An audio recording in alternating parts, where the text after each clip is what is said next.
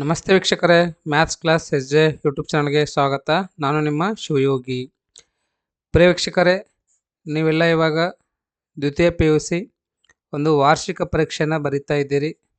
So ಈ ಒಂದು ವಾರ್ಷಿಕ ಪರೀಕ್ಷೆ ಬರೆಯೋದಕ್ಕಿಂತ ಮುಂಚೆ ತಮಗೆ ಒಂದು ಇಂಪಾರ್ಟೆಂಟ್ ಏನು ಅಂದರೆ ಮಾದರಿ ಪ್ರಶ್ನೆ ಪತ್ರಿಕೆಯನ್ನು ತಾವು ರೆಫರ್ ಮಾಡಬೇಕ್ರಿ. ಸೊ ಈ ಒಂದು ಮಾದರಿ ಪ್ರಶ್ನೆ ಪತ್ರಿಕೆಗಳನ್ನು ನೋಡೋದ್ರಿಂದ ತಮಗೇನು ಅಂದರೆ ಒಂದು ಐಡಿಯಾ ಬರ್ತದ್ರಿ, ಯಾವ ಥರ ಕ್ವಶನ್ಸ್ಗಳನ್ನು ಕೇಳ್ತಾರೆ ಮತ್ತು ಯಾವ ಥರ ನಾವು ಆನ್ಸರನ್ನು ಬರೀಬೇಕು ಅಂತ. ಸೊ ಹಾಗಾಗಿ ಇಂದಿನ ಈ ಒಂದು ವಿಡಿಯೋಲಿ ನಾನು ಒಂದು ಮಾದರಿ ಪ್ರಶ್ನೆ ಪತ್ರಿಕೆನ ಹೇಳ್ತೀನಿ ಅಂತಂದರೆ ಒಂದು ಮಾಡಲ್ ಕ್ವಶನ್ ಪೇಪರ್. ಟೈಮ್ ಏನಾದರೂ ಇನ್ನೂ ಉಳಿದ್ರೆ ಇನ್ನೂ ಒಂದನ್ನು ಹೇಳ್ತೀನಿ ಅಂತ್ರಿ. ಹಾಗಾಗಿ ತಾವು ಈ ಒಂದು ವಿಡಿಯೋನ ಕೊನೆ ತನಕ ನೋಡಿರಿ, ಯಾವುದೇ ಕಾರಣಕ್ಕೂ ಸ್ಕಿಪ್ ಮಾಡಬೇಡ್ರಿ ಮತ್ತು ಅರ್ಧಂಬರ್ಧ ನೋಡೋಕ್ಕೆ ಹೋಗ್ಬೇಡ್ರಿ. ಯಾಕಂದರೆ ಇಲ್ಲಿ ನಿಮಗೆ ಈ ಒಂದು ಪ್ರಶ್ನೆ ಪತ್ರಿಕೆ ಉತ್ತರ ಸಮೇತ ನಾನು ನಿಮಗೆ ತಿಳಿಸ್ಕೊಡ್ತಾ ಇದ್ದೀನಿ. ಹಾಗಾಗಿ ತಾವು ಕೊನೆ ತನಕ ನೋಡಿರಿ. ಮತ್ತು ಇನ್ನೊಂದು ಮೋಸ್ಟ್ ಇಂಪಾರ್ಟೆಂಟ್ ಏನು ಅಂದರೆ ಈಗಾಗಲೇ ನಾನು ನಿಮಗೆ 8 ವಿಡಿಯೋಗಳನ್ನು ಮಾಡಿದ್ದೀನಿ ರೀ. ಎಷ್ಟು 8 ವಿಡಿಯೋಗಳನ್ನು ಮಾಡಿದ್ದೀನಿ. 8 ವಿಡಿಯೋಗಳು ತುಂಬಾ ಇಂಪಾರ್ಟೆಂಟ್ ಇದೆ ರೀ. ಅದರಲ್ಲಿ ನಾನು ಆಲ್ಮೋಸ್ಟ್ ಆಲ್ 75 to 80 ಮಾರ್ಕ್ಸ್ ಎಲ್ಲ ಕವರ್ ಮಾಡಿದ್ದೀನಿ, ರೈಟ್. ಸೊ ತಾವೇನಾದರೂ ನೋಡಿದ್ದಿಲ್ಲ ಅಂದರೆ ಆದಷ್ಟು ಬೇಗ ಅವೆಲ್ಲ ವಿಡಿಯೋಗಳನ್ನು ನೋಡಿರಿ. ಅಲ್ಲಿ ನಾನು ನಿಮಗೆ ಮಲ್ಟಿಪಲ್ ಚಾಯ್ಸ್ ಕ್ವಶನ್ಸ್ಗಳಾಗಲಿ, ಫಿಲ್ ಇನ್ ದ ಬ್ಲ್ಯಾಂಕ್ಸ್ ಆಗಲಿ, ಮ್ಯಾಚ್ ದ ಫಾಲೋವಿಂಗ್ ಆಗಲಿ, ಅಥವಾ 2 ಮಾರ್ಕಿಂದು 3 ಮಾರ್ಕಿಂದು ಸ್ವಾರಸ್ಯ ಸಂದರ್ಭ ಸೂಚಿಸಿ ಸ್ವಾರಸ್ಯ ಬರೆಯಿರಿ ಮತ್ತು 4 ಅಂಕದ್ದು. ಅದು ಅಷ್ಟೇ ಅಲ್ಲದೆ ಭಾಷಾಭ್ಯಾಸದಾಗಿಂದ ಹೇಳ್ಕೊಟ್ಟಿದ್ದೀನಿ ರೀ. ಭಾಷಾಭ್ಯಾಸ ಹೇಳಿದ್ದೀನಿ ಮತ್ತು ಪತ್ರಗಳನ್ನು ಹೇಳ್ಕೊಟ್ಟಿದ್ದೀನಿ, ಪ್ರಬಂಧಗಳನ್ನು ಹೇಳ್ಕೊಟ್ಟಿದ್ದೀನಿ. ಹಾಗಾಗಿ ಅವೆಲ್ಲ ತುಂಬ ಇಂಪಾರ್ಟೆಂಟ್ ಅದಾವೆ ರೀ. 8 ವಿಡಿಯೋಗಳನ್ನು ನೋಡಿರಿ. ಅದಷ್ಟೇ ಅಲ್ಲದೆ ಈ ಒಂದು ವಿಡಿಯೋನ ಸಹ ತಾವು ನೋಡಿರಿ. ಇಲ್ಲೇನಂದ್ರೆ ನಮಗೆ ಮಾದರಿ ಪ್ರಶ್ನೆ ಪತ್ರಿಕೆ ಉತ್ತರ ಸಮೇತ ತಿಳಿಸ್ಕೊಡ್ತಾ ಇದ್ದೀನಿ. ನಾನು ನಿಮ್ಮದು ಎಕ್ಸಾಮ್ ಮುಗಿಯೋ ತನಕ ಒಂದು 3 ರಿಂದ 4 ಮಾದರಿ ಪ್ರಶ್ನೆ ಪತ್ರಿಕೆಗಳನ್ನು ಹೇಳ್ಕೊಡ್ತೀನಿ ಅಂತ ರೀ. ಅದು ತುಂಬ ಹೆಲ್ಪ್ ಆಗುತ್ತೆ ಅವ್ರಿಗೆ. ಓಕೆ ನೋಡಿರಿ, ಮೊದಲನೇದು ಕೆಳಗಿನ ಪ್ರಶ್ನೆಗಳಿಗೆ ನೀಡಿರುವ ಉತ್ತರಗಳಲ್ಲಿ ಸರಿಯಾದದ್ದನ್ನು ಆರಿಸಿ ಬರೆಯಿರಿ ಅಂತ ಹೇಳಿದ್ದಾನೆ. ಓಕೆ, ಸೌಮಿತ್ರಿ ಎಂದರೆ ಯಾರು ಅಂತ ಸರಿಯಾದ ಉತ್ತರ ಲಕ್ಷ್ಮಣ. ಗುರು ಹೇಗೆ ವರ್ತಿಸಬಾರದು? ಲಘುವಾಗಿ ವರ್ತಿಸಬಾರದು. ಮೂರನೇದು ಕ್ವಶನ್ ಇಲ್ಲಿದೆ ನೋಡ್ರಿ, ಇದರದ ಆನ್ಸರ್ ಬಂದ್ಬಿಟ್ಟು ಈ ಧರ್ಮ ಮತ್ತು ಕ್ಷಮೆಯ ದೆವ್ವ ಹಿಡಿದವನು ಆಗ್ತದ. ಆಮೇಲೆ 4ನೇ ಪ್ರಶ್ನೆ ನೋಡ್ರಿ, ದನಗಳಿಗೆ ಏನಿಲ್ಲ ಎಂದು ಕವಯತ್ರಿ ಹೇಳುತ್ತಾರೆ, ಮೇವಿಲ್ಲ ಅಂತ ಹೇಳಿ ಕವಯತ್ರಿ ಅವರು ಹೇಳ್ತಾರೆ. ಕ್ರಿಸ್ಮಸ್ ಸಂದರ್ಭದಲ್ಲಿ ಹತ್ತಿ ಯಾವ ಕೆಲಸ ಮಾಡಿದೆ? ಹತ್ತಿ ಮಂಜು ಅಂತಕ್ಕಂಥ ಕೆಲಸವನ್ನು ಮಾಡಿದೆ. ದುರಾಸೆಯ ಹುಡುಗನನ್ನು ನಿರಾಕರಿಸಿದವರು ಯಾರು? ನಿಶಾ ಶರ್ಮಾ ದುರಾಸೆಯ ಹುಡುಗನನ್ನು ನಿರಾಕರಿಸಿರ್ತಾರೆ, ಹೌದಾ. ನೆಕ್ಸ್ಟ್ 7ನೇ ಪ್ರಶ್ನೆ ನೋಡ್ರಿ, ಪ್ರಶ್ನೆ ಚೆನ್ನಾಗಿ ಓದ್ಕೊಳ್ರಿ. ಅದರದ್ದು ಉತ್ತರ ಇಲ್ಲಿದೆ ನೋಡ್ರಿ. ಏನು ಅಂದರೆ ಎಸ್, ಪ್ರಕೃತಿ ಮೇಲಿನ ಮನುಷ್ಯ ದಬ್ಬಾಳಿಕೆ ಈ ಒಂದು ಹೇಳಿಕೆಯನ್ನು ಸಮರ್ಥಿಸುತ್ತದೆ. 8ನೇದು ದುರ್ಗಪ್ಪ ಏನನ್ನು ಕೇಳಿ ಪಡೆಯಲು ಬಂದಿದ್ದನು? ಕೊಡಲಿಯನ್ನು ಕೇಳಿ ಪಡೆಯಲು ಬಂದಿದ್ದನು. 9ನೇದು ಟೆಲಿಫೋನ್ ಕಂಬದ ಮೇಲೆ ಮೃತನಾದ ಲೈನ್ಮನ್ ಯಾರು? ಸರಿಯಾದ ಉತ್ತರ ಆ ತಿಪ್ಪಣ್ಣ. ಓಕೆ, ಕೊನೆಯ ಪ್ರಶ್ನೆ ನೋಡ್ರಿ, ಮಲ್ಟಿಪಲ್ ಚಾಯ್ಸ್ ಕ್ವಶನ್ಸಲ್ಲಿದ್ದು, ಇದ್ದಿದ್ದನ್ನು ನಡೆಸ್ಕೊಂಡು ಹೋಗೋದೇ ಕಷ್ಟ ಆಗಿದೆ, ಜನಗಳ ವಿಶ್ವಾಸವನ್ನು ಉಳಿಸ್ಕೊಂಡು ಮಾತು ಉಳಿಸ್ಕೊಂಡು ಟರ್ಮು ಮುಗಿಸಿದರೆ ಸಾಕಾಗಿದೆ. ಖಾನ್ ಸಾಹೇಬರ ಈ ಮಾತು ಏನನ್ನು ಸೂಚಿಸುತ್ತದೆ? ಸರಿಯಾದ ಉತ್ತರ ಅಧಿಕಾರದ ಲಾಲಸೆಯನ್ನು ಸೂಚಿಸುತ್ತದೆ. ಓಕೆ,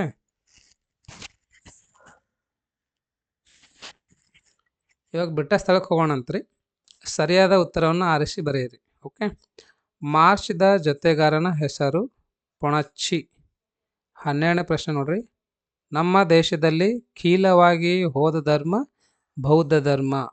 13ನೇ ಪ್ರಶ್ನೆ, ಅಬ್ದುಲ್ ಕಲಾಂ ಅವರ ಪ್ರಕಾರ ಭೂಮಿಯ ಮೇಲಿನ ಮೊದಲ ವಿಜ್ಞಾನಿ ಯಾರು ಅಂದರೆ ಎಸ್, ಸರಿಯಾದ ಉತ್ತರ ಮಗು. 14ನೇದು ಕನ್ನಡವು ಕಸ್ತೂರಿಯಲ್ಲವೇ ಎಂದವನು ಮನೋರಮೆ. 15ನೇದು ಲೋಕಲ್ ಸುದ್ದಿಗಳಿಗೆ ಹಳ್ಳಿಯ ಚಹಾ ಹೋಟೆಲ್ ಇಲ್ಲಿ ಪ್ರಾಶಸ್ತ್ಯವಿದೆ. ಕರೆಕ್ಟ್, ಹಳ್ಳಿಯ ಸುದ್ದಿಗಳಿಗೆ ಯಾವುದು ಹೋಟೆಲ್ ಫೇಮಸ್ ಇದೆ ಅಂದರೆ ಹಳ್ಳಿಯ ಚಹಾ ಹೋಟೆಲ್ ಫೇಮಸ್ ಇದೆ ನೋಡ್ರಿ, ಅಥವಾ ಪ್ರಾಶಸ್ತ್ಯವಿದೆ. ಹೊಂದಿಸಿ ಬರೆಯಿರಿ ನೋಡ್ರಿ. ಉತ್ತರ ಸಮೇತ ಕೊಟ್ಟಿದ್ದಾರೆ. ಹಬ್ಬಲ್ಲಿ ಅವರ ರಸಬಳ್ಳಿ ಇದೊಂದು ಜನಪದ ಇದೆ ರೀ. ಜಾಲಿಯ ಮರದಂತೆ ಇದು ಪುರಂದರದಾಸರದ. ಅಂಬಿಕಾತನಯ ದತ್ತ ಬೆಳಗು ಜಾವ ಇದೆ. ಅದಾದ್ಮ್ಯಾಗ ಜಿ ಎಸ್ ಶಿವರುದ್ರಪ್ಪ ಅವ್ರದ್ದು ಮುಂಬೈ ಜಾತಕ. ಎಸ್ ಟಿ ಯಲ್ಲಪ್ಪ ಅವ್ರದ್ದು ಹತ್ತಿ ಚಿತ್ತ ಮತ್ತು ಇದೆ. ಓಕೆ, ಇವಾಗ 2 ಅಂಕದ ಪ್ರಶ್ನೆಗಳಿಗೆ ಹೋಗೋಣ ಅಂತ. ಆ ವಿಭಾಗದಲ್ಲಿ ಯಾವುದಾದ್ರೂ 3 ಪ್ರಶ್ನೆಗಳಿಗೆ 2-3 ವಾಕ್ಯದಲ್ಲಿ ಉತ್ತರಿಸಿ ಅಂತ. ಮೊದಲನೇ ಕ್ವಶನ್ ನೋಡ್ರಿ, ರಾವಣನು ಅಂತಿಮವಾಗಿ ಯಾವ ನಿರ್ಧಾರಕ್ಕೆ ಬರುತ್ತಾನೆ ಅಂತ. ತನ್ನ ಬಾಹುಬಲವನ್ನು 2 ಸೈನ್ಯಗಳು ಹೊಗಳುವಂತೆ ಲಕ್ಷ್ಮಣನನ್ನು ರಾಮನನ್ನು ರಣಾಗ್ರಹದಲ್ಲಿ ರಥವೀರನನ್ನಾಗಿ ಮಾಡಿ ಸೆರೆ ಹಿಡಿದು ತಂದು ಅವರಿಗೆ ಸೀತೆಯನ್ನು ಕೊಡುವೆನೆಂದು ರಾವಣನು ಅಂತಿಮ ನಿರ್ಧಾರಕ್ಕೆ ಬರುತ್ತಾನೆ. ಓಕೆ, ನೆಕ್ಸ್ಟ್ ಇನ್ನೊಂದು ನೋಡ್ರಿ, 22ನೇ ಕ್ವಶನ್, ಹಿತ್ತಾಳೆಗಿಂತ ಬಲುಹೀನ ಯಾವುದು? ಉತ್ತಮರ ಗೆಳೆತನವು ಶುದ್ಧ ಬಂಗಾರದಂತೆ, ಪುತ್ಥಳಿ ಬಂಗಾರದಂತೆ, ಮತ್ತ ಹೀನರ ಗೆಳೆತನವು ಹಿತ್ತಾಳೆಗಿಂತ ಬಲಹೀನವಾಗಿರುತ್ತದೆ. 23ನೇ ನೋಡ್ರಿ, ಕವಿ ಬೇಂದ್ರೆ ಬಾಳಿನ ಬಗ್ಗೆ ಕೊಡುವ ಸಂದೇಶವೇನು? ಜೀವನದ ಆನಂದ ರಸವನ್ನು ಕುಡಿಯಲು ಹುಸಿನಿದ್ದೆ ಸಾಕು. ಬಾಳಿನಲ್ಲಿ ಯೌವನವು ತುಂಬಿರುವವರೆಗೆ ಅದನ್ನು ಸಂಪೂರ್ಣವಾಗಿ ಸಾರ್ಥಕಪಡಿಸಿಕೊಳ್ಳಬೇಕು. ಹುಸಿನಿದ್ದೆ ಬಿಟ್ಟು ಬೇಗ ಎದ್ದೇಳಿ ಎಂದು ಕವಿ ಬೇಂದ್ರೆ ಮಕ್ಕಳಿಗೆ ಬಾಳಿನ ಬಗ್ಗೆ ಸಂದೇಶವನ್ನು ಕೊಡುತ್ತಾರೆ. 24ನೇದು, ಶಿಲುಬೆಗೇರಿಸಿದವರ ಗುಣಗಳು ಇಂದು ಯಾವ ವೇಷ ತಾಳಿವೆ? ಶಿಲುಬೆಗೇರಿಸಿದ ಯೇಸುವಿನ ದೇಹ ತನ್ನನ್ನು ಶಿಲುಬೆಗೇರಿಸಿದವರಿಗೆ ಕೊಲಡ್ಗಡುಕ ಬರಬ್ಬನ್ ವಕಾಲತ್ತು ನಡೆಸಿದವರೇ, ಎಡಕ್ಕೊಬ್ಬ ಬಲಕ್ಕೊಬ್ಬ ಕಳ್ಳನ ತೂಗಿ ಸನ್ಮಾನಿಸಿದವರೇ, ಮನ್ನಿಸಲಿ ನಿಮ್ಮನ್ನು ಆ ದೇವರು ಎಂದು ಹೇಳುವಂತಿದೆ. ಓಕೆ, ಇವಾಗ ಗದ್ಯ ಭಾಗದಲ್ಲಿ ಬರ್ತದೆ 2 ಅಂಕದ ಪ್ರಶ್ನೆಗಳು. ನೋಡ್ರಿ ಏನಿದೆ ಅಂದರೆ, ಡಾಕ್ಟರ್ ಚಂದ್ರಪ್ಪ ಬಸಲಿಂಗನಿಗೆ ತಿಮ್ಮಪ್ಪನ ಬಗ್ಗೆ ಕೊಟ್ಟ ಅಭಿಪ್ರಾಯವೇನು ಅಂತ. ನಮ್ಮ ವೈದ್ಯ ಲೋಕ ಬಲ್ಲ ಅತ್ಯಂತ ಪ್ರಾಮಾಣಿಕ ಪ್ರತಿಭಾವಂತ ಡಾಕ್ಟರ್ ತಿಮ್ಮಪ್ಪ ಅವರಿಂದ ಆಗದ ಕೆಲಸ ನನ್ನಂಥವರಿಂದ ಸಾಧ್ಯವಿಲ್ಲ ಎಂಬುದು ಡಾಕ್ಟರ್ ಚಂದ್ರಪ್ಪ ಬಸಲಿಂಗನಿಗೆ ಡಾಕ್ಟರ್ ತಿಮ್ಮಪ್ಪನ ಬಗ್ಗೆ ಕೊಟ್ಟ ಅಭಿಪ್ರಾಯವಾಗಿತ್ತು. ಪ್ರಶ್ನೆ ಸಂಖ್ಯೆ 26 ನೋಡೋಣಂತ್ರಿ. ಎಸ್ ಏನಿದೆ ನೋಡ್ರಿ, ಬ್ರಿಟಿಷರು ಬರುವ ಮೊದಲು ವಾಲ್ಪರೈನ ಸೊಬಗನ್ನು ವರ್ಣಿಸಿ ಅಂತ ಇಲ್ಲಿ ಉತ್ತರ ಕೊಟ್ಟಿದ್ದನ್ನು ನೋಡ್ರಿ. ನೆಕ್ಸ್ಟ್ ಮುಂದಿನ ಪ್ರಶ್ನೆ ಹೋಗೋಣ ಅಂತ. 27ನೇದು, ಮುದ್ದಣ್ಣನನ್ನು ಮನೋರಮೆ ಹೇಗೆ ಉಪಚರಿಸಿದಳು? ಕಾಲು ತೊಳೆಯಲು ನೀರನ್ನು ಕೊಟ್ಟು ಮತ್ತೆ ಕೈ ಹಿಡಿದು ಒಳಮನೆಗೆ ಕರೆದೊಯ್ದು ಮಣಿಯನ್ನಿತ್ತು ಕುಳ್ಳರಿಸಿ ರುಚಿಯಾದ ಹಣ್ಣು ತಿನ್ನಲು ಕೊಟ್ಟು ಕೆನೆ ಹಾಲನ್ನು ಕುಡಿಯಲು ನೀಡಿ ಮನೋರಮೆ ಮುದ್ದಣ್ಣನನ್ನು ಉಪಚರಿಸಿದಳು. ಒಳ್ಳೆ ಕೆಲಸ ಮಾಡಿದ್ದ ನೋಡ್ರಿ. 28ನೇ ಪ್ರಶ್ನೆ ನೋಡ್ರಿ, ಸುದಿಯ ಶೂರಪ್ಪನಾದ ಭರಮಣ್ಣ ಗೊಂಬೆಯನ್ನು ಹೇಗೆ ವರ್ಣಿಸುತ್ತಾನೆ? ಅಪ್ಪಟ ಬ್ರಹ್ಮಚಾರಿ ಹನುಮಾನ್ ಭಕ್ತ ಭರಮಣ್ಣ ಪಟ್ಟಣಕ್ಕೆ ಹೋದಾಗ ಶೋರೂಮ್ನ ಎದುರಿಗೆ ನಿಲ್ಲಿಸಿದ್ದ ಹೆಣ್ಣು ಗೊಂಬೆಯನ್ನು ಎವೆಯಿಕ್ಕದೆ ನೋಡಿ, ಏನ್ ಹೆಣಪ್ಪ ಅದು, ಕೈ ತೊಳೆದು ಮುಟ್ಟಬೇಕು ಅದನ್ನು ಎಂದು ಬಾಯಿ ಚಪ್ಪರಿಸುತ್ತಾ ಹೇಳಿದ್ದನು. ಸುದ್ದಿ ಶೂರಪ್ಪ ಚಹಾ ಅಂಗಡಿಯಲ್ಲಿ ಕುಳಿತು ಇದನ್ನು ವಿವರಿಸುತ್ತಾನೆ. ಅದಾದ್ಮೇಲೆ ನೋಡ್ರಿ, ಯಾವುದಾದ್ರು 3 ಪ್ರಶ್ನೆಗಳಿಗೆ 2-3 ವಾಕ್ಯಗಳಲ್ಲಿ ಉತ್ತರಿಸಿ ಅಂತ. ಇದೇನಂದರೆ ದೀರ್ಘ ಒಂದು ಗದ್ಯದಾಗಿಂದದ. ಕೃಷ್ಣೇಗೌಡರ ಆನೆ ಹುಟ್ಟಿ ಬೆಳೆದು ಬೆಳೆದು ಬಗೆ ಹೇಗು ಅಂತ ವಿವರಿಸಿರಿ, ಇಲ್ಲಿ ಕೊಟ್ಟಿದ್ದ ನೋಡ್ರಿ. ಅದಾದ್ಮೇಲೆ 30ನೇ ಪ್ರಶ್ನೆ, ಫಾರೆಸ್ಟ್ ಡಿಪಾರ್ಟ್ಮೆಂಟಿನ ನಂಬರ್ 1 ಎನಿಮಿಗಳು ಯಾರು? PWDನವರು, ಕರೆಂಟಿನವರು, ಟೆಲಿಫೋನ್ ಡಿಪಾರ್ಟ್ಮೆಂಟ್ನವರು. ಈ 3 ಡಿಪಾರ್ಟ್ಮೆಂಟ್ಗೂ ಫಾರೆಸ್ಟ್ ಡಿಪಾರ್ಟ್ಮೆಂಟ್ನವರ ನಂಬರ್ 1 ಎನಿಮಿಗಳು. ಓಕೆ, 31ನೇದು ನೋಡ್ರಿ, ಹುಚ್ಚ ನಾಯಿಗಳು ಆಸ್ಪತ್ರೆಯಲ್ಲಿ ಹೇಗೆ ವರ್ತಿಸುತ್ತವೆಂದು ಪಟ್ಟಯ್ಯ ಹೇಳಿದ? ಎಸ್, ಹುಚ್ಚು ನಾಯಿಗಳು ತಲೆಕೆಟ್ಟು ಕಂಡಿದ್ದಕ್ಕೆಲ್ಲ ಕಚ್ಚುತ್ತವೆ, ಆಸ್ಪತ್ರೆಯಲ್ಲಿ ಮೇಜು ಕುರ್ಚಿ ಕಾಲಿಗೆಲ್ಲ ಕಚ್ಚುತ್ತವೆ ಎಂದು ಪುಟ್ಟಯ್ಯ ಹೇಳಿದನು. 32ನೇದು ನೋಡ್ರಿ, ತಿಪ್ಪಣ್ಣನ ಸಾವಿಗೆ ಆನೆಯೇ ಕಾರಣವೆಂದು ದುರ್ಗಪ್ಪನ ಹೇಳಿಕೆ ಸರಿಯೇ ಅಂತ ಇಲ್ಲಿ ಕೊಟ್ಟಿದ್ದಾನ. ಉತ್ತರ ತಾವು ಓದಿ ಅರ್ಥ ಮಾಡ್ಕೋರಿ. ರೈಟ್. ಸೊ ಇವಾಗೇನದ ಸಂದರ್ಭ ಸೂಚಿಸಿ ಬರೆಯಿರಿ. ನಾನು ಈಗಾಗಲೇ ಕೆಲವೊಂದು ಪ್ರಶ್ನೆಗಳನ್ನು ಕೊಟ್ಟಿದ್ದೀನಿ, ಅವುಗಳನ್ನು ತಾವು ಓದಿರಿ ಅಂತ ಅಂದ್ಕೊಂಡಿದ್ದೀನಿ. ಸೊ ಇವೇನಾದರೂ ಅದರಲ್ಲಿ ಇದ್ದಿದ್ದಿಲ್ಲ ಅಂದರೆ ಇವುಗಳನ್ನು ಅಡಿಷ್ನಲ್ ಆಗಿ ಆ್ಯಡ್ ಮಾಡ್ಕೋರಿ, ಸೇರಿಸ್ಕೋರಿ. ಹಗೆಗಳನ್ನು ಹಿಂಡಿದನು ಮನದೊಳಗೆ, ಇದು ಒಂದು ಸೆಂಟೆನ್ಸ್ ಏನಿದೆ ಅಲ್ವಾ, ಇದೊಂದು ವಾಕ್ಯ. ಎಲ್ಲಿಂದ ಆಯ್ಕೆ ಮಾಡಿದಾರ ಮತ್ತು ಯಾವ ಸಂದರ್ಭದಾಗ ಆಯ್ಕೆ ಮಾಡಿದಾರ, ಇದ್ರದ್ದು ಸ್ವಾರಸ್ಯ ಏನಂತಕ್ಕಂಥದ್ದನ್ನು ತಾವು ಸರಿಯಾಗಿ ಏನದ ಓದ್ಕೊಂಡೆ ಅರ್ಥ ಮಾಡ್ಕೊಂಡು ತಲೆಯಲ್ಲಿ ಇಟ್ಕೊಳ್ರಿ. ಓಕೆ. ನೆಕ್ಸ್ಟ್ ನೋಡ್ರಿ, ಕುಳಿತು ಕೆಮ್ಮು ಪ್ರಾಣಿ, ಇದು ಎಲ್ಲಿಂದ ಆಯ್ಕೆ ಮಾಡ್ಕೊಂಡಿದ್ದಾರೆ ಮತ್ತು ಇದರದ್ದು ಸಂದರ್ಭ ಏನಿದೆ, ಸ್ವಾರಸ್ಯ ಏನಿದೆ ಅಂತ ತಾವು ಅರ್ಥ ಮಾಡ್ಕೊಂಡು ಬರೀಬೇಕು. ಓಕೆ. ಇದು ಸಂದರ್ಭ ಮತ್ತು ಅದರದ್ದು ಸ್ವಾರಸ್ಯ ನೋಡ್ರಿ ಏನಿದೆ ಅಂತ. ಓಕೆ. ಅದಾದ್ಮೇಲೆ ನೋಡ್ರಿ ಮುಂದಿನ ಪ್ರಶ್ನೆ, ಮಾತೆ ಮರೆತು ಹೋಗಿದೆ ಕಣೆ, ಇದು ಎಲ್ಲಿಂದ ಆಯ್ಕೆ ಮಾಡ್ಕೊಂಡಿದ್ದಾರೆ, ಯಾವ ಒಂದು ಸಂದರ್ಭದಾಗ ಈ ಒಂದು ಪದ ಬಳಕೆ ಆಗುತ್ತಾ ಅಥವಾ ಈ ಒಂದು ವಾಕ್ಯ ಬಳಕೆ ಆಗುತ್ತಾ, ಅದಾದ್ಮೇಲೆ ಇದರದ್ದು ಸ್ವಾರಸ್ಯ ಏನು. ಓಕೆ. ಸೊ ಮುಂದಿನ ಪ್ರಶ್ನೆ ನೋಡ್ರಿ, ಇಲ್ಲೂ ಯಾವುದಾದ್ರೂ ಒಂದು ವಾಕ್ಯದ ಸಂದರ್ಭವನ್ನು ಸೂಚಿಸಿ ಬರೆಯಿರಿ ಅಂತ ಇದೆ. ನಾವು ಯಾವ ಪತ್ರಿಕೆಗಳನ್ನು ಓದುತ್ತಿದ್ದೇವಂತ ಆಯ್ಕೆ, ಇದು ಎಲ್ಲಿಂದ ಆಯ್ಕೆ ಮಾಡ್ಕೊಂಡಿದ್ದಾರೆ ಇವರು, ಕನ್ನಡವನ್ನು ಕಟ್ಟುವ ಕೆಲಸ ಎಂಬ ಗದ್ಯ ಭಾಗದಿಂದ ಆರಿಸಿಕೊಳ್ಳಲಾಗಿದೆ. ಹೌದಾ. ಯಾವ ಸಂದರ್ಭದಾಗ ಇದನ್ನು ಬಳಕೆ ಮಾಡಲಾಗಿದೆ ಬರೀರಿ. ಅದಾದ ಮೂಲಕ ಇದರದೊಂದು ಸ್ವಾರಸ್ಯ ಏನು ಅಂತಲೂ ಸಹ ಬರೀರಿ. ಓಕೆ. ಇನ್ನೊಂದು 37ನೇದು ನೋಡ್ರಿ, ಭಗವಂತನ ಸೃಷ್ಟಿಯಲ್ಲಿರುವವರೆಲ್ಲ ಆತನ ಬಂಧುಗಳೇ. ಕರೆಕ್ಟಾ. ನೋಡ್ರಿ ಕ್ವಶನ್ ಯಾವ ಥರ ಕೇಳಿದಾನ ಮತ್ತು ಇದರದ ಆನ್ಸರ್ ಏನು ಅಂತ ಸಹ ತಾವೇ ನೋಡಬೇಕು, ನೀಟಕ್ಕೆ ಅರ್ಥ ಮಾಡ್ಕೊಂಡು ಬರೀಬೇಕು. ಓಕೆ. ನೋಡ್ರಿ ಮತ್ತು ಯಾವುದಾದ್ರು ಒಂದು ವಾಕ್ಯದ ಸಂದರ್ಭ ಸೂಚಿಸಿ ಸ್ವಾರಸ್ಯನ ಬರೆಯಿರಿ. ಇಲ್ಲಿ 2 ವಾಕ್ಯ ಕೊಟ್ಟಿರ್ತಾರೆ, ಯಾವುದಾದ್ರೂ ಒಂದಕ್ಕೆ ಬರೀಬೇಕು. ವೆಸನ್ ಸರ್, ವೆಪನ್ ನಮಗೆ ಮುಖ್ಯ, ಇದು ಎಲ್ಲಿಂದ ಆಯ್ಕೆ ಮಾಡ್ಕೊಂಡಿದ್ದಾರೆ, ಯಾವ ಒಂದು ಸಂದರ್ಭದಾಗ ಇದನ್ನು ಆಯ್ಕೆ ಮಾಡ್ಕೊಂಡಿದ್ದಾರೆ ಅಂತ ಬರೀರಿ. ಅದಷ್ಟೇ ಅಲ್ಲದೆ ಮತ್ತು ಅದರದ್ದು ಸ್ವಾರಸ್ಯವನ್ನು ಸಹ ತಾವೇನು ಮಾಡಬೇಕು, ಬರಿಬೇಕಾಗುತ್ತೆ. ನೋಡಿರಿ ಇವೆಲ್ಲ ಕೊಟ್ಟಿದೆ, ತಾವು ಚೆನ್ನಾಗಿ ನೋಡ್ಕೊಳ್ರಿ. ಓಕೆನಾ. 39ನೇದು ನೋಡ್ರಿ, ಕಂಬದ ಮೇಲೆ ಯಾರೋ ಕೈಲಾಸ್ ಕಂಡ ಹಾಗೆ ಇದೆಯಲ್ಲ, ಇದನ್ನು ಎಲ್ಲಿದ್ದು ಬಳಕೆ ಮಾಡ್ಕೊಂಡಿದ್ದಾರೆ, ಯಾವ ಸಂದರ್ಭದಲ್ಲಿ ಇದೊಂದು ಬಳಕೆ ಮಾಡಿದ್ದಾರೆ. ಓಕೆ. ಅದನ್ನು ಬಿಟ್ಟರೆ ಇದರದ್ದು ಸ್ವಾರಸ್ಯ ಏನು ಅಂತಕ್ಕಂಥದ್ದನ್ನು ಸಹ ತಾವು ಬರೀಬೇಕು. ಓಕೆ. ಸೊ ಇವಾಗ 2 ಪ್ರಶ್ನೆಗಳಿಗೆ 4 ಅಂಕದ ನೋಡ್ರಿ. ರೈಟ್. ಸೊ 4 ಅಂಕದ್ದು ಫಸ್ಟ್ ಕ್ವಶನ್ ನೋಡ್ರಿ, ರಾವಣನ ಮನಂ ಪರಿವರ್ತನೆಯ ಸಂದರ್ಭವನ್ನು ಕವಿ ಹೇಗೆ ನಿರೂಪಿಸಿದ್ದಾನೆ ಅಂತ ಇಲ್ಲಿ ಉತ್ತರ ಕೊಟ್ಟಿದ್ದಾರೆ. ನಾ ಏನಾದರೂ 4 ಮಾರ್ಕಿಂದ ಇಂಪಾರ್ಟೆಂಟ್ ಕ್ವಶನ್ಸ್ ಕೊಟ್ಟಿದ್ದೀನಲ್ವ, ಅದರಲ್ಲಿ ಏನಾದರೂ ಈ ಒಂದು ಪ್ರಶ್ನೆ ಇದ್ದಿದ್ದಿಲ್ಲ ಅಂತ ತಿಳ್ಕೊರಿ. ಇದ್ದಿದ್ದಿಲ್ಲ ಅಂದರೆ ತಾವು ನೋಡೋಕೆ ಇದನ್ನು ಸಹ ಚೆನ್ನಾಗಿ ಓದಿ ಅರ್ಥ ಮಾಡ್ಕೋರಿ. ಓಕೆ. ನೆಕ್ಸ್ಟ್ ನೋಡ್ರಿ, ರಕ್ಷಿಸಬೇಕಾದವರೇ ಭಕ್ಷಕರಾದರೆ ಒದಗುವ ವಿಘಟನೆಯನ್ನು ಬಸವಣ್ಣನವರು ಹೇಗೆ ಚಿತ್ರೀಕರಿಸಿದ್ದಾರೆ ಅಂತ ಇದು ಆಲ್ರೆಡಿ ಹೇಳಿದ್ದೆ ನಾನು. ನೀವೇನಾದರೂ ಅದು ನೋಡಿಲ್ಲ ಅಂದರೆ ಇನ್ನೊಂದು ಟೈಮ್ ಇದನ್ನೇ ನೋಡಿ. ಆಮೇಲೆ ನೋಡ್ರಿ, ದ್ರೌಪದಿ ಅವಮಾನಕ್ಕೊಳಗಾದ 3 ಪ್ರಸಂಗಗಳನ್ನು ವಿವರಿಸಿ ಅಂತ ನೋಡ್ರಿ. ರೈಟ್. ದ್ರೌಪದಿ ಯಾವ್ಯಾವ ಸಂದರ್ಭದಲ್ಲಿ ಅವಮಾನಕ್ಕೊಳಗಾಗ್ತಾಳ ಅಂತ ಒಂದು 3 ಸಂದರ್ಭಗಳನ್ನು ತಾವು ನೋಡೋಕೆ ಇಲ್ಲಿ ವಿವರಿಸಬೇಕಂತ. ನೆಕ್ಸ್ಟ್ ಕ್ವಶನ್ ನಂಬರ್ 43 ನೋಡ್ರಿ, ಯಾವ ಯಾವ ಸಂಗತಿಗಳನ್ನು ಉಪೇಕ್ಷಿಸಬಾರದು ಎಂದು ಸೋಮನಾಥನು ತಿಳಿಸಿದ್ದಾನೆ. ಸೊ ಯಾವ್ಯಾವ ನಾವು ಉಪೇಕ್ಷೆ ಅಂದರೆ ಅಪೇಕ್ಷೆಯನ್ನು ಮಾಡಬಾರ್ದು ಅಂತ ಕೊಟ್ಟಿದ್ದಾರೆ. ತಾವೇನಾದ ಇವುಗಳನ್ನು ಚೆನ್ನಾಗಿ ನೋಡ್ಕೊಳ್ರಿ, ಪೌಸ್ ಮಾಡಿ ಓದ್ರಿ, ಓದಿ ಅರ್ಥ ಮಾಡ್ಕೋರಿ. ಓಕೆ.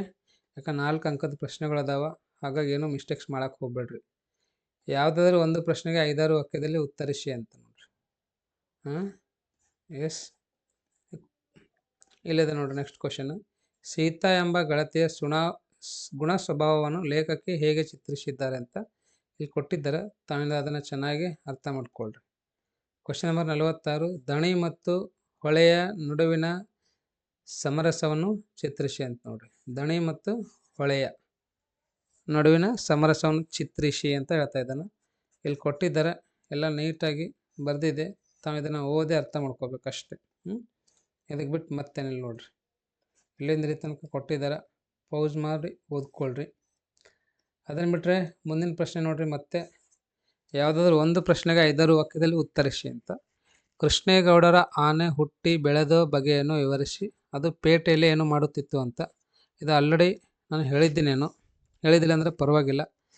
ತಾವೇನಾದ್ರು ಇದನ್ನು ಚೆನ್ನಾಗಿ ನೋಡ್ಕೊಳ್ರಿ, ಇನ್ನೊಂದು ಟೈಮ್ ನೋಡ್ಕೊಂಡು ಬರೀರಿ. ಮುಂದಿನ ಪ್ರಶ್ನೆ ನೋಡ್ರಿ, 4 ಅಂಕದ್ದು ಕೊನೆ ಪ್ರಶ್ನೆ ಇದು. ನಿದ್ರೆ ಮಂಪರಿನಲ್ಲಿದ್ದ ಡ್ರೈವರ್ ಪರಂದಾಬಕ್ಕೆ ಹೋದ ಸಂದರ್ಭವನ್ನು ವಿವರಿಸಿ ಅಂತ ನೋಡ್ರಿ. ಇಲ್ಲೆಲ್ಲ ವಿವರಿಸಿದ್ದಾರೆ, ತಾವು ಓದಿ ಅರ್ಥ ಮಾಡ್ಕೊಳ್ರಿ, ಅಷ್ಟೇ ಸಾಕು. ಇವಾಗ ಭಾಷಾಭ್ಯಾಸಕ್ಕೆ ಹೋಗೋಣಂತ್ರಿ. ಭಾಷಾಭ್ಯಾಸ ಮೋಸ್ಟ್ ಇಂಪಾರ್ಟೆಂಟ್ ಇದೆ, ತುಂಬ ಈಸಿ ಇರುತ್ತೆ, ಈಸಿಯಾಗಿ ಸ್ಕೋರ್ ಮಾಡ್ಬೋದು. ಎಷ್ಟು ಅಂದರೆ 8 + 4 + 4 16 ಅಂಕಗಳನ್ನು ಈಸಿಯಾಗಿ ಸ್ಕೋರ್ ಮಾಡ್ಬೋದು. ಕೆಳಗಿನ 2 ಪದಗಳಿಗೆ ನಾನಾರ್ಥವನ್ನು ಬರೆಯಿರಿ ಅಂತ. ಬಟ್ಟೆ ಅಂದರೆ ವಸ್ತ್ರ ಮತ್ತು ದಾರಿ ಅಂತ ನೋಡ್ರಿ. ಅರಿ ಅಂದರೆ ತಿಳಿ ಶತ್ರು, ದೊರೆ ಅಂದರೆ ಶಿಗು ಅರಸ. ಹೌದಲ್ವ? 2 ಅರ್ಥಗಳನ್ನು ಬರೀಬೇಕು. ಸಮಾನಾರ್ಥಕ ಅಲ್ಲಿದು, ನಾನಾರ್ಥಗಳು. ಕೆಳಗಿನ 2 ನುಡಿಗಟ್ಟುಗಳನ್ನು ಸ್ವಂತ ವಾಕ್ಯದಲ್ಲಿ ಬರೆಯಿರಿ ಅಂತ ನೋಡ್ರಿ. ಅಡಿಪಾಯ, ಮನೆ ನಿರ್ಮಾಣ ಸಂದರ್ಭದಲ್ಲಿ ಅಡಿಪಾಯ ತುಂಬ ಮುಖ್ಯವಾಗಿದೆ ಅಂತ ನೋಡ್ರಿ. ಕಣ್ಣರಳಿಸು, ಪ್ರಕೃತಿಯ ಸೊಬಗನ್ನು ಕಣ್ಣರಳಿಸಿ ನೋಡಿದನು ಅಂತ ಬರೀರಿ. ಕೆಳಗಿನ 2 ಕ್ರಿಯಾಪದಗಳ ಧಾತು ರೂಪವನ್ನು ಬರೆಯಿರಿ. ಹಾಡುವಳು ಹಾಡು, ಕುಣಿಯುತ್ತಿತ್ತು ಕುಣಿ, ನುಡಿದನು ನುಡಿ. ಓಕೆ, ಮುಂದೆ ಗುಣವಾಚಕಗಳನ್ನು ಬರೀ. ಕಿರುಹಾದಿ ಅಂದರೆ ಇಲ್ಲಿ ಏನದ, ಕಿರಿ ಅದ ರೀ, ಅಥವಾ ಕಿರು ಅಂತ ಬರಿಬೋದು. ಮರಿಗೂಬೆ ಅಂದರೆ ಇಲ್ಲಿ ಮರಿ ಇದೆ. ಘೋರ ಪಾತಕಿ ಅಂದರೆ ಇಲ್ಲಿ ಘೋರ ಅದ ನೋಡ್ರಿ, ಏನಿದು ಗುಣವಾಚಕ. ಆಮೇಲೆ ಕೆಳಗಿನ 2 ಪದಗಳಿಗೆ ವಿಭಕ್ತಿ ಪ್ರತ್ಯಯವನ್ನು ಬರೆಯಿರಿ. ಕಚೇರಿಯಲ್ಲಿ ಸಪ್ತಮಿ ಆಗ್ತದೆ, ಯಾಕೆ ಲಾಸ್ಟಿಗೆ ಅಲ್ಲಿ ಅದ ಇಲ್ಲ. ಬಸಲಿಂಗನನ್ನು ದ್ವಿತೀಯ ಅನ್ನು ಆಗ್ತದೆ. ಸೊ ಹಳೆಗನ್ನಡ ಹೊಸಗನ್ನಡ ವಿಭಕ್ತಿ ಪ್ರತ್ಯಯಗಳನ್ನು ತಾವು ಬರ್ದು ಬಾಹೆಟ್ ಮಾಡಲೇಬೇಕು, ಎನಿ ಕಂಡೀಷನ್. ಕದಡಿದ ಷಷ್ಠಿ. ಕೆಳಗಿನ 2 ಪದಗಳಿಗೆ ನಿಷೇಧಾರ್ಥಕ ಪದ ಬರೆಯಿರಿ. ಹಾಡುವನು ಹಾಡನು, ಓದಿದಳು ಓದಲಿಲ್ಲ, ಹೋಗುವುದು ಹೋಗುವುದಿಲ್ಲ. Okay right. ಇದಾದ್ಮೇಲೆ ನೋಡ್ರಿ, ಪ್ರಬಂಧದ ಹೇಳಿದ್ದೀನಿ ನಾನು. ಯಾವುದಾದ್ರೂ ಒಂದನ್ನು ಕುರಿತು ಪ್ರಬಂಧವನ್ನು ಬರೆಯಿರಿ. ದೇಶದ ಪ್ರಗತಿಯಲ್ಲಿ ಯುವಜನರ ಪಾತ್ರ ಏನು ಅಂತ, ಇದು ತುಂಬಾ ಇಂಪಾರ್ಟೆಂಟ್ ಇದೆ ನೋಡ್ರಿ. ಫಸ್ಟಿಗೆ ಪೀಠಿಕೆ ಬರೀಬೇಕು, ಆಲ್ರೆಡಿ ಹೇಳಿದ್ದೀನಿ ನಾನು. ತಾವು ವಿಡಿಯೋ ನೋಡಿದಿಲ್ಲ ಅಂದರೆ ಈ ಕೂಡಲೇ ನೋಡ್ರಿ. ಟೋಟಲ್ 8 ವಿಡಿಯೋಗಳನ್ನು ಹೇಳಿದ್ದೀನಿ. ಸೊ 8 ವಿಡಿಯೋಗಳನ್ನು ನೋಡ್ರಿ. ಓಕೆ, ವಿವರಣೆ, ಆಮೇಲೆ ಉಪಸಂಹಾರ ಬರೀಬೇಕು ನೋಡ್ರಿ ಲಾಸ್ಟಿಗೆ. ಇಲ್ಲೆಲ್ಲ ಏನದ ವಿವರಣೆ ಇದೆ, ಲಾಸ್ಟಲ್ಲಿ ಉಪಸಂಹಾರ ಬರೀರಿ.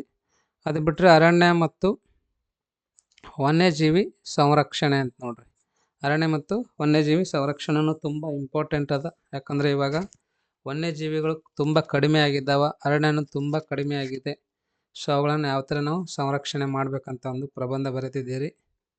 ತಾವು ತಮ್ಮದೇ ಆದ ಒಂದು ಭಾಷೆಯಲ್ಲಿ, ಶೈಲಿಯಲ್ಲಿ ತಮ್ಮದೇ ಆದ ಒಂದು ಜ್ಞಾನವನ್ನು ಬಳಕೆ ಮಾಡಿ ಬರೀಬೇಕು ನೋಡ್ರಿ.